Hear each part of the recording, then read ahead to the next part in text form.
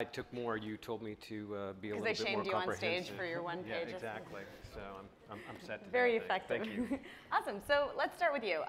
One thing that they talked about this morning that you sort of found the most interesting. Actually, today, this has been a great experience for me. The first time to Digiday. You guys have done a great job. And I have to say, sitting in that room and hearing everyone, I thought the silos to systems was something that I really took out of it. What's interesting, just listening to the agency discussion, is how much inward thinking there is toward what are we as an agent, what are we as an industry doing wrong, or what could we be doing better? And for the first time today, in this whole silos discussion, the client was brought into the discussion, which I thought was really fascinating. The idea of you can be a great agency and you can have an incredible product to bring the clients, but where do the clients fit in? So really interesting session. We finally got to talking about the clients after talking about ourselves. Yes, it's good to talk about clients. So what did you guys say about the clients, or what was the big theme? You know, I think it was interesting to hear, just going back to the question about silos and alignment. I thought that was very interesting. You know, one of the agency leads mentioned, you know, kind of a way of thinking and operating around the client's business.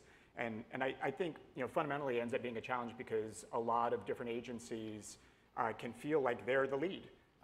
And in a lot of ways, you know, we collaborate, and sometimes our clients don't make it very clear about, you know, who is the lead, or if the client's the lead, if they're actually going to define it.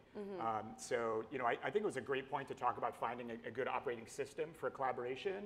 You know, I think the reality is it's partially on the client to define which system they're going to go for, and it's basically up to the agencies to have their system be the kind of leading one. Yeah, absolutely. Yeah. I thought one thing that was really interesting to me is someone brought up sort of what really is the role of an agency today. And I think it was a little bit of a vulnerable point. It was a little bit of a sensitive point that maybe it is possible that whatever the role is just not anymore. And agencies need to just face up and figure out what their new role is going to be going forward. Was that sort of, how does that fit into sort of the overall theme of the conference, which is, you know, this idea of the shop of tomorrow? Yeah, you know, I think there was a lot of interesting discussion on success measurement, and a lot of interesting discussion on transaction and communicating with clients about what success means. But we're really talking about operating things, and, you know, things that happen around campaigns and different media channels. You know, we actually didn't get into talking about leading clients, right, or working with clients to lead the organization. And I think that's very interesting. You know, Shireen, you in the Slack, you posted a thought about one of the consulting firms treading into the agency space and building a huge agency. And it's very interesting because, you know, the consulting firms, they're not selling media, or excuse me, they're not buying media or selling it. They're not buying media on behalf of their clients, and then, you know, bringing strategies that make sense to them. They're sitting down with clients and solving business problems, and then they're going to the next step, which is transacting. So, you know, I think fundamentally, you know, looking at our businesses, if we're in the transaction business, if we're about targeting and transacting and measuring, those are pretty commoditizable things. Right. And ultimately, if others are in meeting with our clients and they're actually setting strategic visions, and they're looking at different business models, and they're having those conversations, and they're getting paid to have those conversations, it basically is going to put us on the fringes. Yeah. So you can make a really fair argument that the role of the agency in the future is to not wait for those clients to pay for us, but to go in and have those high-level conversations and strategically guide and earn our place at the table. Right. Not as transactors, but as partners and leaders. Were there other solutions that you kind of noted people talking about along with this one?